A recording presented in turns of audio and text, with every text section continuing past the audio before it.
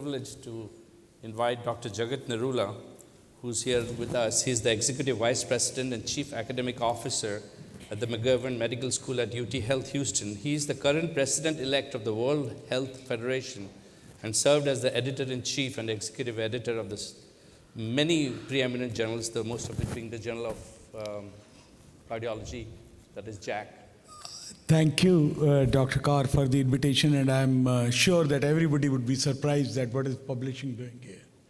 But I think it is an important topic which we must discuss. But when I was told that it is to be done in 7 minutes, a few minutes ago, I thought I'll just simply say, submit the paper, editor sends it to the reviewers send their decisions, and so it is either accepted or rejected, or it comes back for revision. But then I thought that probably a few things that I could talk of.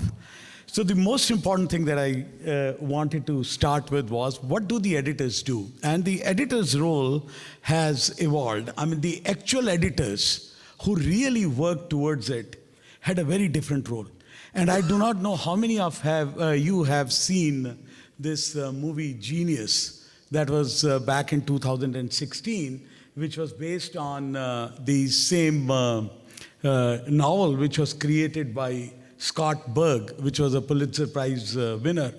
Now, he talked about the editor, Max Perkins, who actually completely changed the American literary river, as they say it.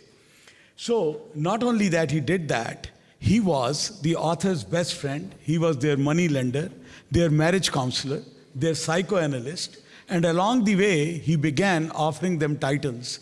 He often provided structure for what the novels ought to be. He often gave them whole ideas for what their next book should be. And specifically talking about the Thomas Wolfe, when he went with his first book to him, it was approximately 6,000 pages that he wanted to publish, and he wanted it to be cut down into 500 pages.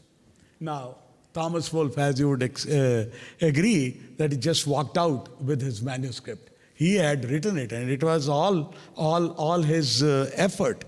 But then, eventually, how he brings him back, and what Thomas Wolfe became after that is just the history. So, we do not have that kind of a possibility in the medical literature, because we get so many papers and all. So, the most important thing that I wanted to tell you here was that authors need to convince the editors to feel warm about their project. So, editor is not a just simple broker between the author and the publisher. He needs to do a lot of things. And again, as I said, that the responsibility is that why should your paper merit encouragement or dispensation? So after all, you are selling an idea. So when you look at the various editors and you look at them and you see that the way they really try and come up with their journal, or when they are editing it, which direction do they go to? So there are two types of editors, some who are passive and some who are active. And now in these days, when we have got so many open access journals where the journalism is becoming absolutely a business, you know that there are more than 1,000 new titles. They come up every single year. And most of them are coming from China and India at this point in time. And so these are the people who will just catch the articles the way they would come. And now there is a significant regulation which is coming up in terms of impact factors and all, and there is a possibility that some of these journals may not be taken up for the impact factor, which is one that determines your interest here.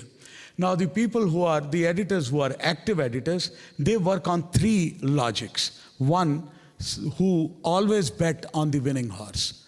Like they know that these are the stem cell days, or this is the gene therapy days, or this is the AI in these days. So they would obviously focus on that, and they know that they would be able to get the assured success. But that is bad for the science. Why? Because then the field moves in that area, even if it is less important, and even the grants also get to be given in the same area. Then there are people who have pet themes. Like I like vulnerable plaque, so I should be publishing everything on vulnerable plaque in my journal. But that creates a bias again. And then finally, there are the right kind of editors who predict trends, where exactly the field is going or where should the field be going.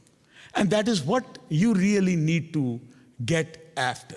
Now, this is good for the journal, but it is a career risk for the editor. If I predicted wrong, I am out of the door. So, I've written quite a lot. I have multiple editorials that I had written in the JAC or JAC Imaging about what is in the editor's mind and how exactly do you go to. But for that, the most important thing that you need to do, you must understand the journal you are submitting to.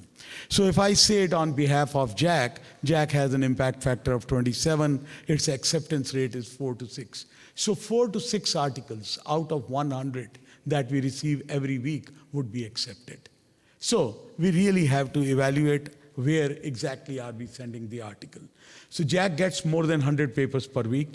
About 50% now we are rejecting without review, and that was after the survey of the authors. Would you like to wait that the reviewers send you something and you have waited for about 3 weeks' time and then it gets rejected? Or if you feel that the associate editor thought that this should be rejected right away, you get the response in 2 days' time.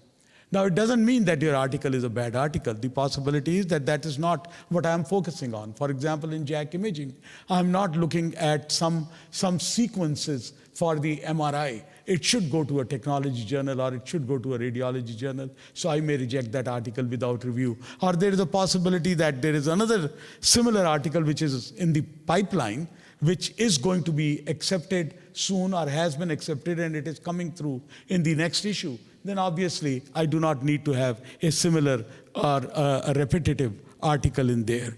So the papers normally are discussed, which are discussed for about 10 to 15 minutes on an average. And now you have to think, how do you stand out in this crowd? So there are certain very important things that you have to focus on. So how do you put your best foot forward? The most important thing is that you have the informative cover letter that you have to have. You think that cover letter is just a formatted letter that you have to send, that I am submitting it and I would be grateful for this and that or whatever. It's not that. I may not understand what exactly you are trying to present to me. So the most important thing here would be that you have to come up and tell me why your paper is important, what is the literature that we have, what is it adding, and why would it be important for my audience. So that is what we really need to find. And then specifically the youngsters in the crowd, the most important thing that you need to do is that whenever you have a senior author, you make sure that he puts in his or in her sweat equity in here. Because sometimes when we read the papers, we realize that the paper has been written by a fellow and it probably has not been seen by the senior author. Although we have multiple ways of saying that you have to attest this and attest that, but the onus is on you that you will have to make sure that the senior authors puts in the effort to do that. Then one thing that I've always said is avoid salami science. And now the salami science, I mean, like you can cut one data into 5 papers and you try to publish 5 papers, none of them are going to a good place. If you put them all together, you might be able to get it to a right place. Then connect the conclusions with the question. So most of the times we see the objective, but the conclusion is something else. So basically, you really have to see where exactly you are going. And then no paper, I would promise you, that it is accepted for the first time. Those days are gone when our papers were accepted. We used to send those typed manuscripts and the papers were. And I remember my Ph.D. thesis paper on rheumatic fever, which was accepted in a 3-line letter by Dr. John Ross Jr. for circulation. And I was just ecstatic about that. So then the terminology of decision, I told you about reject without review, then reject. For whatever reason, you would have the response from the reviewers. De novo, revise it, because you have a big shot here. Approximately 50% of the de novos are accepted. Accepted the revision, approximately 90+% of the papers which are sent a revision decision, they are accepted. And then Except, obviously, we love it, and we can't take it, but our sister journal will take it, our daughter journal will take it, because it will be more suitable for that. Then peer review could be really painful, and I don't want to go ahead and waste your time here. But then understand how to respond to the reviewers. This is extremely important. So strategies we see for a revision. There are certain, and I actually sat down once and analyzed it, that there are only about 50% people who work with the reviewers, and they actually come up with the revisions that are acceptable to us. Then there are some who make minor changes and think that we would not notice, right? So there are about 25% of them. Then good faith effort, but economical with the tooth. Like, you know what, my lab moved, now my instrument is out of order, or something else has happened. So they try to just come up, the woe is me, and kind of a phenomenon. So even 20% of the people do that. And 5 to 10% of the people think that the reviewers and editors both are stupid, idiots, and they don't deserve a thoughtful response. So you can imagine the outcomes here. So no contest with the reviewers. Reviewers are not your enemies, right? So they are the people who try to help you. So you have to work with the reviewers, as I earlier said. And the last couple slides now, don't take the disappointment of rejection personally. They are criticizing your work, not you. That is one important thing. Go through the stages of grief and anger, natural to defend, get hurt and withdraw or lose hope, use 48 hours to vent, and then be done. Use another few days to get a second opinion. Disconstruct the rejection letter. Is it a form letter or telling you something? Wrong journal, inadequate novelty or data, etc. Make 3 piles. Things you can fix, cannot agree. Deal with each efficiently and politely. And I can tell you that this is once that happened with me. After 8 revision in my own journal, Jack, my paper was rejected. Okay, and I tell you that it went to another journal. I'm not taking the name. In 6 months, it had 140 citations. But I wrote the letter for myself that even the God's paper will not be accepted sometimes. So I was sending a letter to God. Dear God, thank you for submitting your paper about creating life. Your paper was reviewed by the editors and 2 outstanding external referees. The consensus is that it will not be acceptable in its present form. We have substantial reservations about the methodology. The major issues raised by the reviewers are enclosed. The reviewers have questioned as to how one knows that the life would not have happened without you. Would you not need better controls?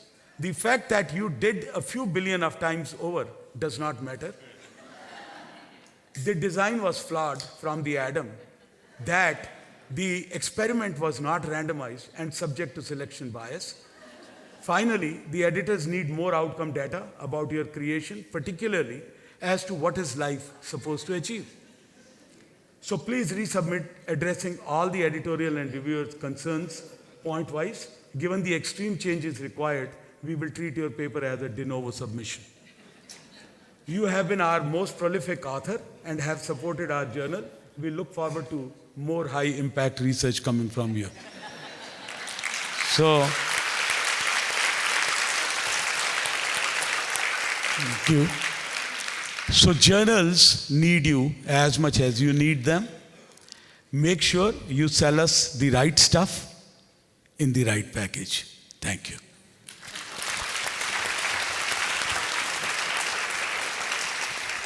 I don't think there will be questions. I don't know what to ask you. Question God, so I don't know who else will ask you anything else. But thank you. I think it was very enlightening, and it's absolutely right that whenever your paper gets rejected, it's a huge disappointment, and you have to go through the stages of grief before you come to terms with it. But as you said, the journals need us, and we need the journals. Well, this relationship is there to stay. Thank you, Dr. Narula.